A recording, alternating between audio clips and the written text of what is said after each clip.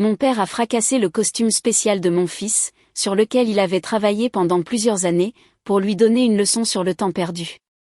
Ma mère l'a soutenu en disant, « Les costumes, c'est stupide. » Quoi qu'il en soit, mon fils de 12 ans pleurait en voyant son dur labeur anéanti. Quand je leur ai dit de s'excuser, mon père m'a violemment giflé. Je ne m'excuse pas auprès des enfants. Ma mère a poussé mon fils qui est tombé. Il l'a mérité pour son cinéma. Ils ont refusé de présenter leurs excuses à mon fils, qui était dévasté. Je suis allée à ma voiture, j'ai attrapé une batte de baseball et je suis revenue à l'intérieur. Ce que j'ai fait ensuite a fait hurler mes parents de panique. Un an plus tard, après aucun contact, ils se sont présentés à ma porte avec un costume tout neuf en guise de cadeau d'excuses, mais ma réponse les a laissés complètement sous le choc. L'après-midi avait commencé assez normalement. Mon fils, Oliver, était à l'étage dans sa chambre, apportant les dernières touches au costume de chevalier médiéval qu'il avait passé 3 ans à créer.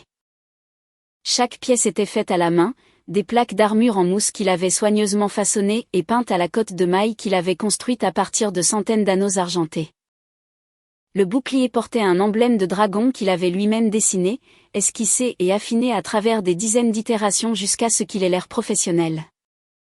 J'étais dans la cuisine en train de préparer des encas lorsque mes parents sont arrivés à l'improviste. Ils avaient une clé, quelque chose que j'avais l'intention de changer depuis longtemps mais que je n'avais jamais pris le temps de faire. Mon père est entré le premier, son expression sévère habituelle figée sur son visage. Maman a suivi, portant un plat à gratin pour lequel elle s'attendait probablement à ce que je sois reconnaissante. « Où est le garçon ?» a demandé papa, sans s'embarrasser de politesse. « Oliver est en haut, il travaille sur son costume », ai-je répondu en disposant des crackers sur une assiette. Maman a ricané. Toujours en train de perdre son temps avec ses bêtises. Il devrait être dehors à faire du sport ou à apprendre quelque chose d'utile. Ma mâchoire s'est crispée, mais j'ai gardé une voix calme. Ce ne sont pas des bêtises. Il apprend l'artisanat, le design et la patience. Le costume est incroyablement détaillé. Papa a secoué la tête, se dirigeant déjà vers les escaliers. Je vais mettre un terme à cette folie tout de suite. Une sensation de froid s'est installée dans mon estomac. Je l'ai suivi dans les escaliers, ma mère juste derrière. La porte d'Oliver était ouverte, et il se tenait devant son miroir, ajustant ses épaulières. Son visage était illuminé d'une joie pure. Le costume était magnifique. Chaque élément s'assemblait exactement comme il l'avait imaginé. « Regarde-moi ce gâchis », a annoncé mon père en entrant d'un pas décidé dans la pièce. Oliver s'est retourné, son sourire s'effaçant instantanément. « Papy, j'ai presque fini. Qu'est-ce que tu en penses ? Je pense que tu as gaspillé 3 ans pour des cochonneries. » Papa a attrapé le casque sur la commode d'Oliver et l'a examiné avec dégoût. Voilà ce qui arrive quand on ne donne pas une bonne orientation aux enfants. Papa, arrête, ai-je dit fermement en entrant dans la pièce. Oliver a travaillé incroyablement dur sur ce projet. Il m'a complètement ignoré. Au lieu de cela, il a levé le casque bien haut et l'a fracassé contre le coin de la commode. La mousse s'est écrasée et l'une des cornes décoratives s'est brisée net. Oliver a eu un hoquet, figé par le choc. Ça suffit, ai-je crié en m'avançant vers mon père. Mais il n'avait pas fini. Il a ensuite attrapé le bouclier, celui avec l'emblème du dragon qu'Oliver avait passé des mois à perfectionner. Il l'a abattu violemment sur son genou, et le support en bois s'est fendu dans un craquement sinistre. La surface peinte s'est fissurée en deux. Oliver a retrouvé sa voix, puis un cri étranglé d'incrédulité. « Non, papy, s'il te plaît. » Ma mère s'est avancée, ramassant la cotte de maille sur le lit. « Les costumes, c'est stupide de toute façon. Tu dois te concentrer sur de vraies réussites, pas jouer à te déguiser comme un bébé. » Elle a jeté la cotte de maille contre le mur et plusieurs anneaux se sont éparpillés sur le sol. Oliver est tombé à genoux, rassemblant les pièces avec des mains tremblantes. Des larmes coulaient sur son visage alors qu'il essayait de sauver ce qu'il pouvait. « Vous deux, vous devez partir, » ai-je dit, ma voix tremblant de rage. « Sortez de ma maison. » Papa s'est tourné vers moi, le visage dur. « Nous lui donnons une leçon précieuse. Il doit comprendre que les passe-temps futiles ne le mèneront nulle part dans la vie. Vous avez détruit quelque chose de précieux pour lui, ai-je répliqué. Vous n'en aviez pas le droit. Il s'est approché, me dominant de sa hauteur. J'ai tous les droits. Je suis son grand-père, et quelqu'un doit inculquer la discipline dans cette maison, puisque tu en es manifestement incapable. Oliver sanglotait maintenant, serrant les morceaux brisés de son armure. Le plastron gisait en fragments près du placard. 3 ans de travail minutieux démoli en quelques minutes. Mon cœur s'est brisé en le voyant pleurer quelque chose qui lui avait apporté tant de bonheur. Excusez-vous auprès de lui, ai-je exigé en désignant mon fils. Excusez-vous tous les deux, tout de suite. La main de mon père a heurté ma joue avant même que je ne la voie venir. La gifle a résonné dans la pièce et ma tête a basculé sur le côté. Une douleur vive et fulgurante a explosé sur mon visage. Je ne m'excuse pas auprès des enfants, a-t-il rugi. Et je ne m'excuse certainement pas d'avoir fait ce qui était nécessaire. Oliver s'est relevé d'un bond et s'est précipité à mes côtés. Maman, ça va? Ma mère l'a attrapé par l'épaule et l'a poussé en arrière. Oliver a trébuché, heurtant le bord de son lit avant de glisser au sol. Elle s'est tenue au-dessus de lui, pointant un doigt vers son visage taché de larmes. Il l'a mérité pour son cinéma. Ses pleurs et ses simagrées sont exactement la raison pour laquelle il avait besoin de cette leçon. Quelque chose en moi a cédé. La fureur protectrice que chaque mère porte en elle s'est enflammée, consumant toute autre pensée. Je suis sortie de la pièce sans un mot de plus, mais pas lourd dans les escaliers. Derrière moi, j'ai entendu mon père crier quelque chose, mais les mots ne m'ont pas atteinte. Le garage était frais et sombre. J'ai trouvé la batte de baseball en aluminium appuyée contre le mur, près du vélo d'Oliver. Le poids semblait conséquent dans mes mains alors que je la ramenais à travers la maison. Mes parents étaient maintenant dans le salon, mon père examinant sa montre tandis que ma mère rajustait son chemisier. Ils ont tous les deux levé les yeux quand je suis entrée. Le regard de maman s'est posé sur la batte et son visage a pâli. « Qu'est-ce que tu crois faire ?» a demandé papa, sa voix perdant un peu de son assurance. Je n'ai pas répondu. Au lieu de ça, je me suis dirigée vers la table basse en acajou, celle qu'il nous avait offerte comme cadeau de pendaison de crémaillère des années auparavant, celle que ma mère commentait toujours, fière qu'elle provienne de leur collection. J'ai levé la batte bien haut et je l'ai abattue de toutes mes forces. Le plateau en verre a explosé, projetant des éclats sur le tapis. Maman a hurlé en reculant d'un bond. J'ai frappé à nouveau, cette fois-ci touchant le cadre en bois. Il s'est fendu sous l'impact. « Arrête. Tu as perdu la tête » a crié mon père, reculant vers le mur. L'horloge antique qu'ils avaient insisté pour que nous exposions trônait sur la cheminée. J'ai traversé la pièce en 3 enjambées et je l'ai fait tomber au sol. La batte s'est abattue de nouveau et le cadran de l'horloge s'est brisé. Engrenages et ressorts se sont dispersés partout. « Tu es folle » a hurlé maman, les mains sur la bouche. Je me suis retournée vers eux, respirant fort. Qu'est-ce que ça fait de voir quelque chose que vous appréciez être détruit juste devant vous? Le visage de papa était devenu rouge. Cette horloge valait $5000. Elle appartenait à mon grand-père. Et le costume d'Oliver valait 3 ans de son enfance, ai-je répondu froidement. Mais ça, vous vous en fichiez, n'est-ce pas? Le meuble télé a suivi. J'ai balayé avec la batte leur collection de vases décoratifs qu'ils nous avaient offerts pour diverses fêtes.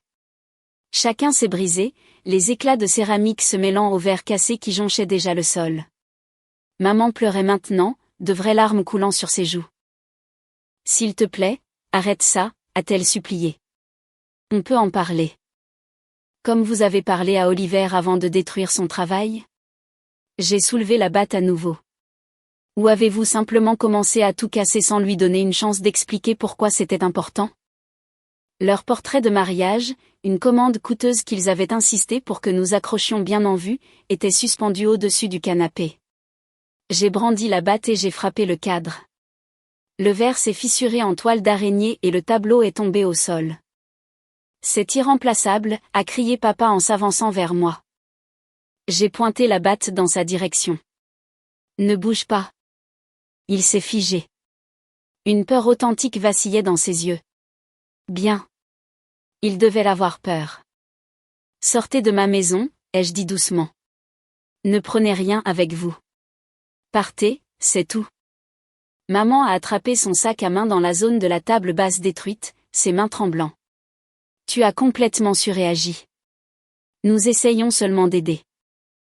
Aider? J'ai ri, mais il n'y avait aucun humour dans ce rire. Vous m'avez agressé, moi et mon fils. Vous avez détruit quelque chose dans lequel il a mis tout son cœur. Et vous ne ressentez aucun remords. Papa a redressé les épaules, essayant de retrouver une certaine autorité. Tu regretteras ça. Nous sommes tes parents. Et Oliver est mon fils. Je le choisirai toujours plutôt que des gens qui le traitent comme un déchet. J'ai fait un geste vers la porte avec la batte. Partez maintenant ou j'appelle la police et je porte plainte pour agression sur 2 chefs d'accusation. Ils ont échangé un regard, une communication silencieuse passant entre eux. Finalement, ils se sont dirigés vers la porte. Maman s'est arrêtée sur le seuil, regardant les débris. Tu reviendras en rampant, a-t-elle dit. Tu le fais toujours. Je n'ai rien dit, je les ai juste regardés partir. La porte s'est refermée derrière eux et je suis restée debout au milieu des ruines du salon, l'adrénaline parcourant encore mes veines. Le verre brisé a craqué sous mes pieds alors que je posais délicatement la batte contre le mur. Oliver est apparu en haut des escaliers, les yeux écarquillés. Maman. Viens ici, mon chéri. J'ai ouvert les bras et il s'est précipité vers moi. Nous sommes restés ensemble dans la pièce détruite et je l'ai serré dans mes bras pendant qu'il pleurait. Son costume était en ruine, mais il était en sécurité. C'était tout ce qui comptait. Le lendemain matin, j'ai emmené Oliver au magasin de bricolage. Nous avons passé 2 heures à choisir des matériaux, de bien meilleure qualité que ceux qu'il avait utilisés auparavant. De la mousse de qualité professionnelle, de meilleurs adhésifs, des raccords en métal au lieu de plastique. J'ai utilisé ma carte de crédit jusqu'à la limite sans hésiter. On recommence à 0, lui ai-je dit alors que nous chargions les fournitures dans la voiture. Et cette fois, tu auras de l'aide. Ses yeux étaient encore rouges d'avoir pleuré, mais une lueur d'espoir y vacillait. Vraiment? Vraiment. J'apprendrai à tes côtés. Nous ferons quelque chose d'encore mieux qu'avant. Cet après-midi-là, j'ai changé toutes les serrures. La clé de mes parents ne fonctionnait plus, et je me sentais plus en sécurité en sachant qu'ils ne pouvaient plus entrer quand bon leur semblait. J'ai déposé une plainte à la police pour l'agression, documentant tout avec des photos de ma joue meurtrie et des morceaux du costume détruit. Mon téléphone a sonné sans arrêt pendant des jours. Ils ont appelé, envoyé des SMS, laissé des messages vocaux allant de la colère aux supplications. J'ai bloqué leur numéro après avoir tout sauvegardé pour mes dossiers. Ma mère a essayé de me contacter par l'intermédiaire de ma tante Véronica, lui demandant de jouer les médiatrices. J'ai raconté à Véronica exactement ce qui s'était passé, sans épargner aucun détail. Elle a cessé d'appeler. Après ça, Oliver et moi passions nos soirées dans le garage, le transformant en un véritable atelier. Je regardais des tutoriels en ligne, apprenant des techniques dont j'ignorais l'existence. Il m'a enseigné ce qu'il avait découvert par essais et erreurs, et ensemble, nous avons développé de nouvelles méthodes. Le costume a recommencé à prendre forme, mieux conçu et plus impressionnant que l'original. Je suis désolé qu'il t'ait fait du mal, maman, a dit Oliver un soir alors que nous poncions des pièces de mousse. J'ai levé les yeux de mon travail. Tu n'as rien à te reprocher. Ce qu'ils ont fait était mal, et j'aurais dû mieux te protéger dès le début. Il a secoué la tête. Tu m'as protégé quand c'était important. Tu as pris ma défense. Ma gorge s'est nouée d'émotion. À 12 ans, il comprenait plus que je ne lui en avais donné crédit. L'expérience avait été traumatisante, mais il la gérait avec une maturité remarquable. Les mois ont passé. L'été a laissé place à l'automne, puis l'hiver est arrivé avec les premières neiges. Le nouveau costume progressait magnifiquement. Oliver l'a présenté à un concours régional et a remporté la 3e place, ramenant à la maison un trophée qu'il a exposé avec fierté. La joie est revenue dans ses yeux, plus brillante qu'auparavant. Mes parents ont essayé d'autres moyens de contact. Ils ont envoyé des cartes par la poste, que j'ai retournées sans les ouvrir. Ils se sont présentés une fois à l'école d'Oliver, mais j'avais déjà informé le bureau qu'ils n'étaient pas autorisés à le récupérer ou à lui rendre visite. La sécurité les a escortés hors du campus. La procédure judiciaire avançait lentement mais sûrement. Mon avocate, Patricia Lansigne, a examiné les preuves que j'avais rassemblées, les photos des morceaux de costumes détruits, les documents médicaux de ma joue meurtrie, le rapport de police détaillant les 2 agressions. Elle a recommandé de demander une ordonnance d'éloignement, et j'ai accepté sans hésiter. C'est assez clair, a dit Patricia lors de notre consultation, étalant les photos sur son bureau. Ils ont commis des voies de fait et coups et blessures sur vous et sur un mineur, en plus de la destruction de biens. La plupart des juges prennent les crimes contre les enfants très au sérieux. L'audience au tribunal a eu lieu 3 semaines plus tard. Mes parents se sont présentés avec leur propre avocat, un homme tiré à 4 épingles, qui a immédiatement tenté de me dépeindre comme vindicative et instable. Il a évoqué les destructions que j'avais causées dans mon propre salon, suggérant que j'avais des problèmes de gestion de la colère.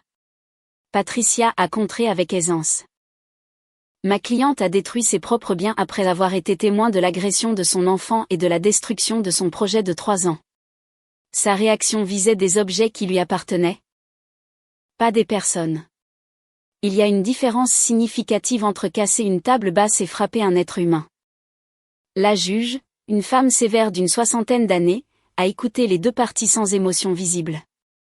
Elle a examiné les preuves photographiques, le rapport de police et les dossiers médicaux.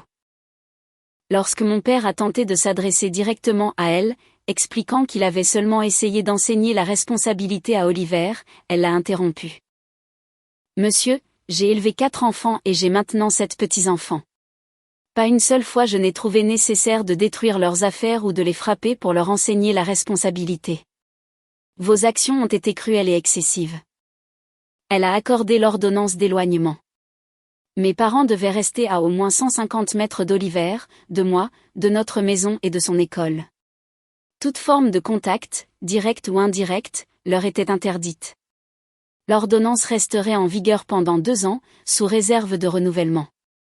En sortant du palais de justice, j'ai senti une vague de justification m'envahir. Le système avait fonctionné. Quelqu'un en position d'autorité avait examiné les faits et convenu que ce qui s'était passé était mal, qu'Oliver et moi méritions d'être protégés. Oliver m'a posé des questions sur l'audience ce soir-là.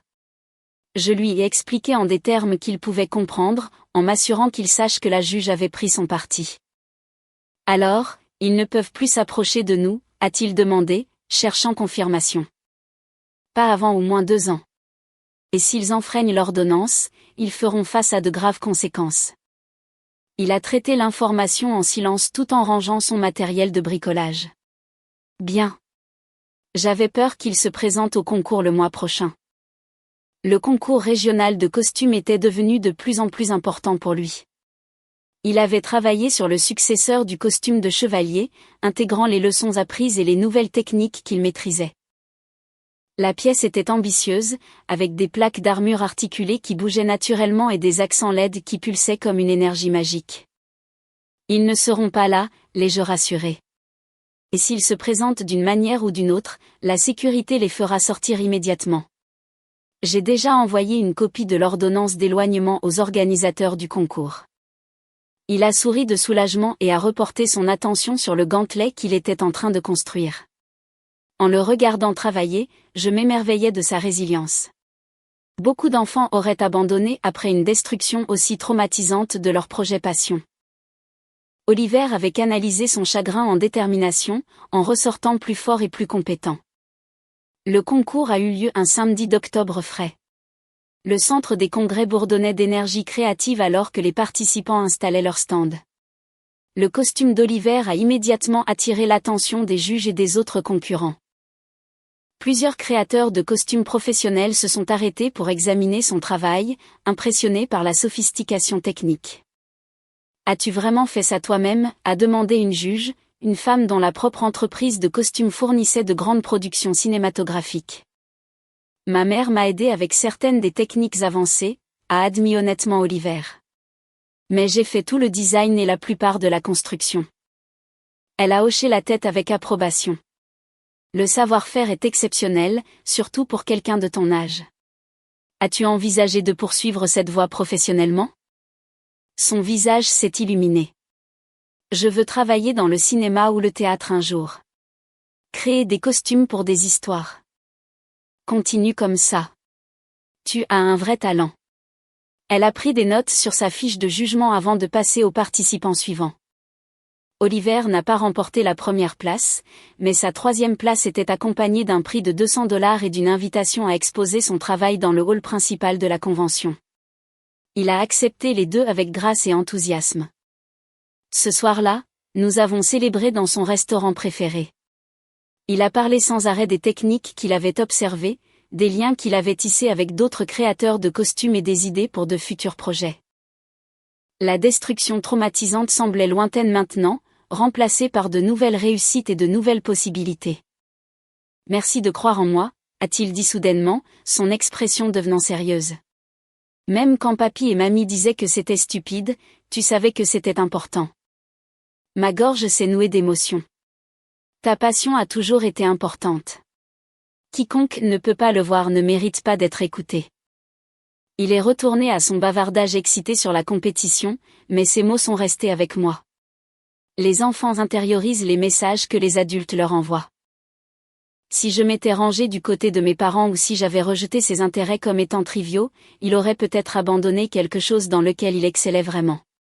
Cette pensée m'a rendu reconnaissante d'avoir tenu bon, même si cela signifiait détruire ma relation avec eux. Aux alentours de Thanksgiving, ma mère a tenté de prendre contact par l'intermédiaire de ma cousine Angela. Elle a appelé alors que je faisais les courses, me prenant au dépourvu. Ta mère va vraiment mal, a dit Angela, sa voix lourde d'inquiétude.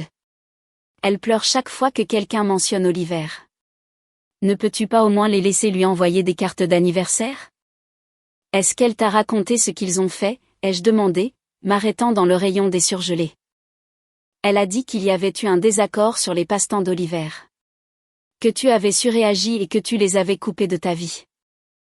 J'ai ri sans humour. Un désaccord? C'est comme ça qu'elle décrit une agression et une destruction de biens?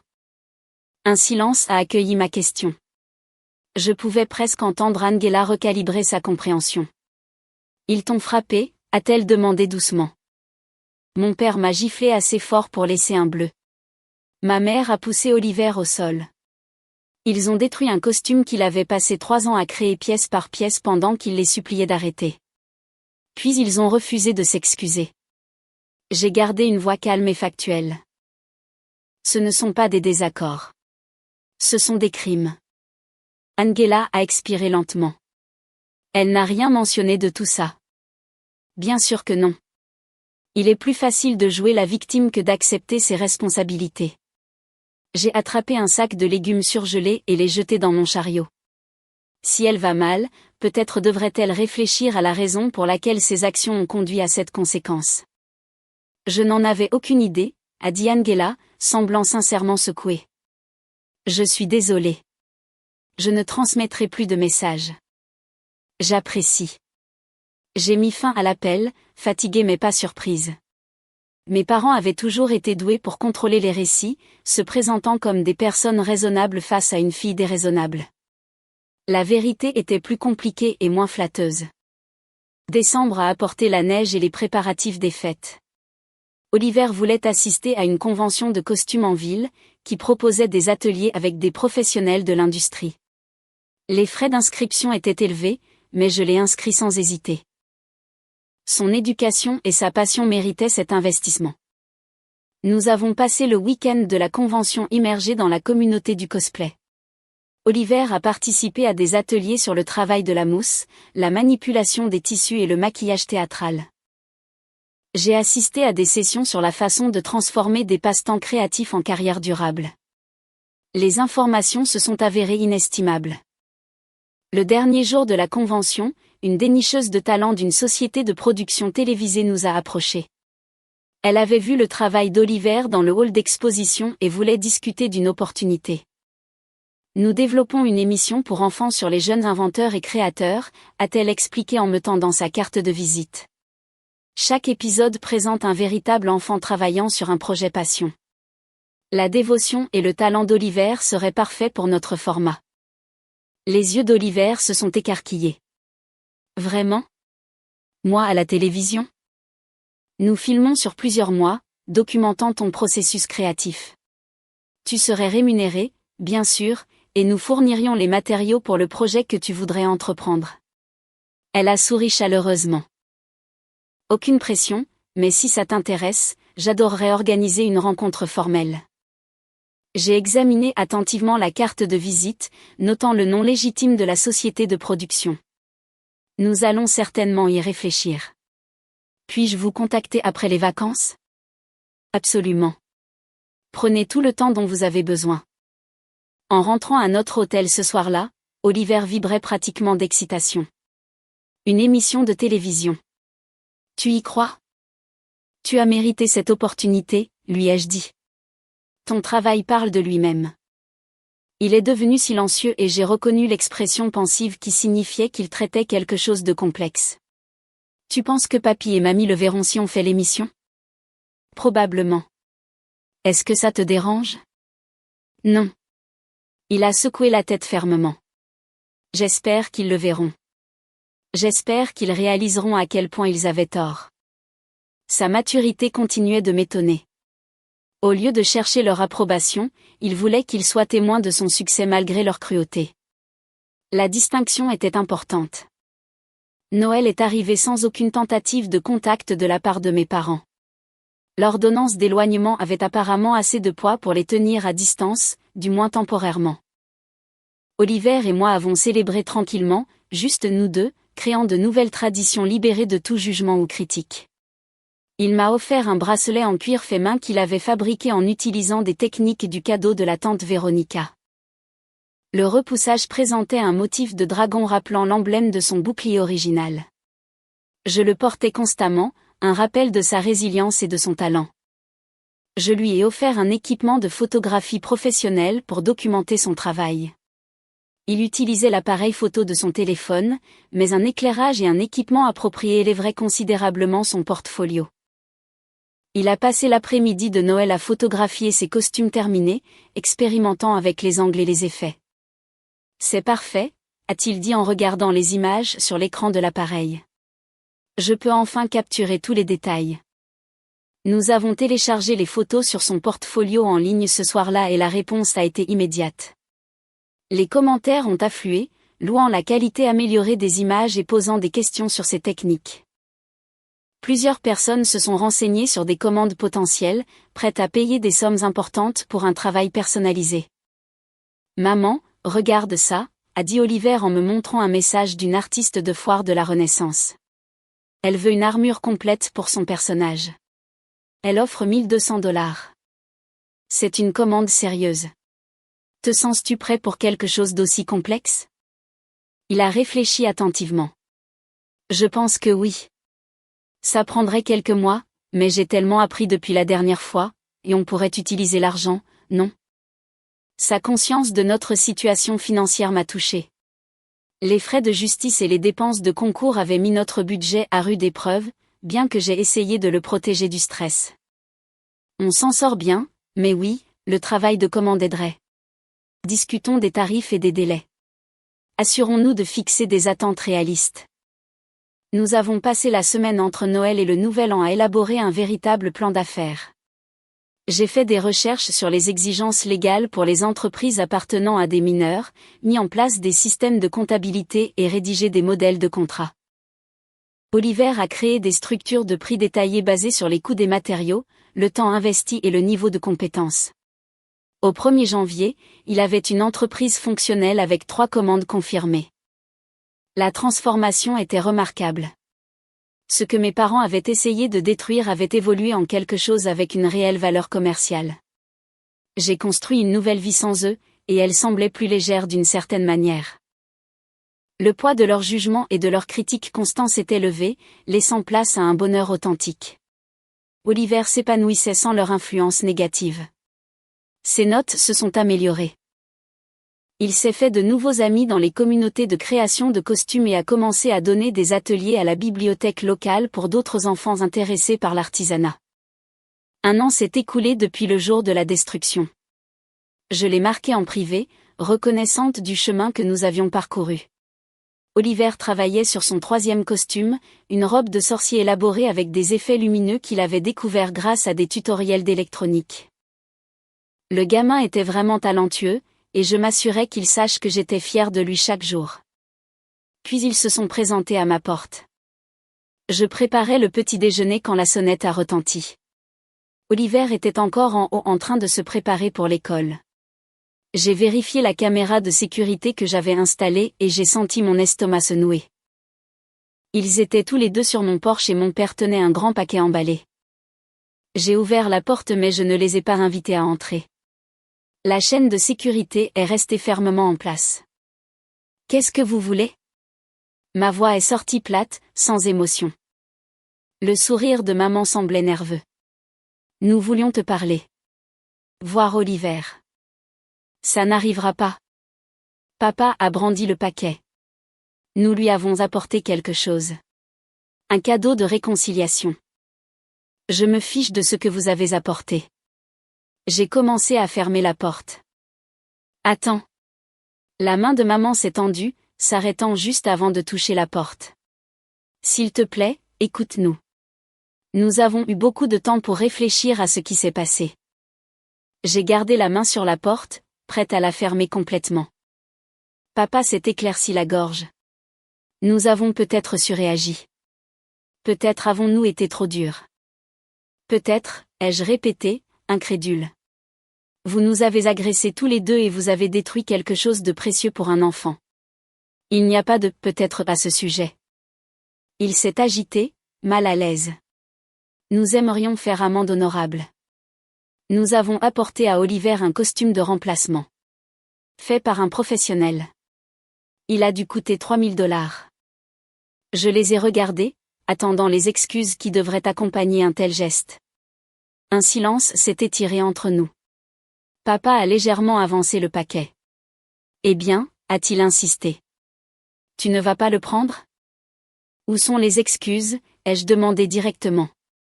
Ils ont échangé un regard. Maman se tordait les mains. Nous sommes là, n'est-ce pas ? Nous avons apporté un cadeau très cher. Cela devrait démontrer notre regret.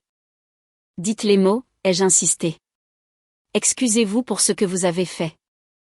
La mâchoire de mon père s'est crispée. Je reconnaissais cette expression têtue, celle qui signifiait qu'il préférerait manger du verre plutôt que d'admettre sa faute. Maman a baissé les yeux sur ses chaussures, incapable de croiser mon regard. Nous avons déjà expliqué que nous avons peut-être été trop durs, a dit papa d'un ton sec. Ce cadeau représente un investissement financier important de notre part. La compréhension m'a submergée, froide et limpide. Il n'avait pas changé du tout. Il ne s'agissait pas de réparer les choses avec Oliver ou de reconnaître le mal qu'ils avaient causé. Il s'agissait d'acheter leur retour dans nos vies sans jamais admettre leur faute. Maman, c'est qui ? A appelé Oliver d'en haut. Personne d'important, ai-je répondu. Reste en haut, s'il te plaît. J'ai regardé mes parents à travers l'entrebâillement de la porte. Ma mère avait vieilli au cours de l'année écoulée. De nouvelles rides autour de ses yeux. Les cheveux de papa avaient grisonné davantage. Une partie de moi a ressenti une pointe de ce qui aurait pu être de la culpabilité ou de la tristesse, mais cela est passé rapidement. On ne peut pas acheter le pardon, ai-je dit doucement. Et on ne peut certainement pas acheter l'accès à mon fils. Les yeux de maman se sont remplis de larmes. C'est notre petit-fils. Ne méritons-nous pas une seconde chance ? Vous n'avez pas donné de seconde chance à Oliver avant de détruire son costume. Vous n'avez pas hésité avant de me frapper ou de le pousser. Vous avez montré exactement qui vous êtes quand il n'y a pas de conséquences. Je me suis redressée, étrangement calme. La réponse est non. Le visage de papa a rougi. Après tout ce que nous avons fait pour toi, c'est comme ça que tu nous remercies ? En nous coupant de ta vie pour un seul incident ? Un incident où vous avez commis des voies de fait et coups et blessures, ai-je corrigé. Un incident qui a traumatisé un garçon de 12 ans. Un incident pour lequel vous ne pouvez toujours pas vous excuser correctement. Il a secoué le paquet vers moi. Ça a coûté une fortune. Le moins que tu puisses faire, c'est de l'accepter. Rendez-le et récupérez votre argent. J'ai recommencé à fermer la porte. Ou donnez-le à un enfant qui n'a pas de grands-parents qui détruisent ses affaires pour le plaisir. Tu fais une erreur, a crié maman. La famille, c'est tout. J'ai fait une pause, la porte à moitié fermée. La famille se protège. La famille se soutient. La famille s'excuse quand elle fait du mal. Vous n'êtes pas ma famille. Vous êtes juste des gens avec qui j'ai un lien de parenté. La porte s'est refermée dans un déclic. J'ai enclenché le pêne dormant et la chaîne, puis je suis resté là, le dos appuyé contre le bois.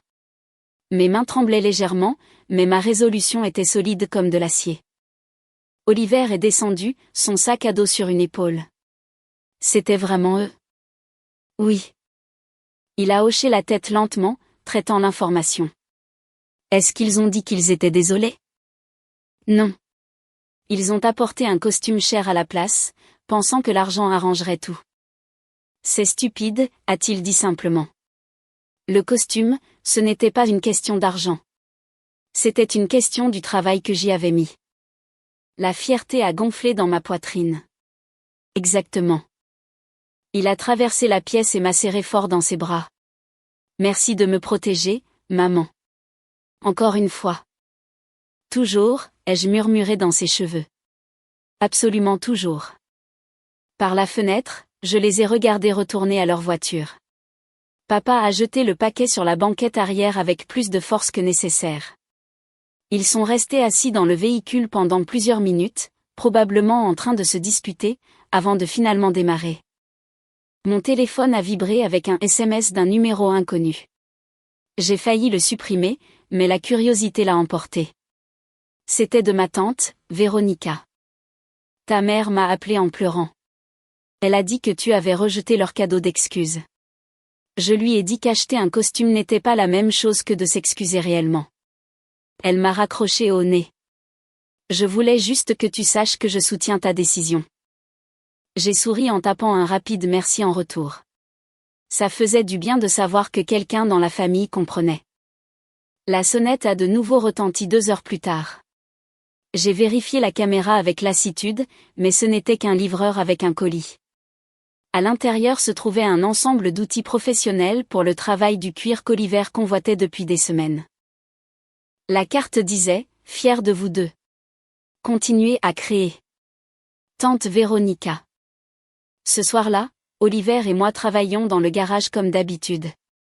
Il ajoutait des détails à la robe de sorcier pendant que je m'entraînais aux techniques de travail du cuir sur des chutes de matière. La radio jouait doucement en fond sonore et le chauffage d'appoint nous protégeait du plus gros du froid hivernal.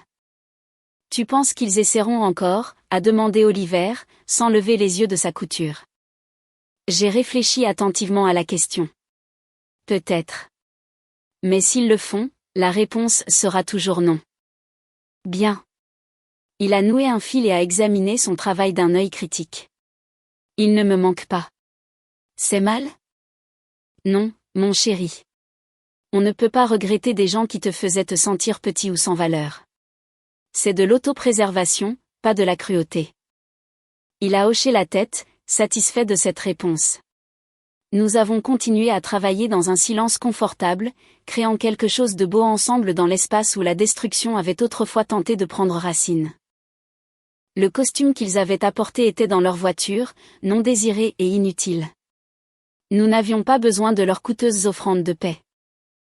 Nous avions quelque chose de bien plus précieux, le respect, la confiance et la liberté de poursuivre ce qui nous apportait de la joie sans crainte de jugement ou de violence soudaine. Oliver a soulevé la robe, examinant comment les lumières LED se reflétaient sur le tissu. Son visage rayonnait de fierté et d'accomplissement. Ce costume était le sien, gagné par la patience et le talent, non entaché par les opinions ou l'ingérence de quiconque. C'est parfait, lui ai-je dit. Il a souri. Presque. Il manque encore les dernières touches. Nous avons travaillé tard dans la soirée, et quand nous avons finalement tout rangé, j'ai verrouillé le garage avec un sentiment de satisfaction. Mes parents ne comprendraient jamais ce qu'ils avaient perdu en choisissant la cruauté plutôt que la gentillesse. Mais c'était leur fardeau à porter, pas le nôtre. À l'intérieur de la maison, j'ai préparé du chocolat chaud pendant qu'Oliver téléchargeait des photos de ses progrès sur sa communauté en ligne. Des messages d'autres créateurs ont afflué, l'encourageant et lui offrant des suggestions. C'était le système de soutien que nous avions construit, un système qui célébrait l'effort et la créativité au lieu de les écraser.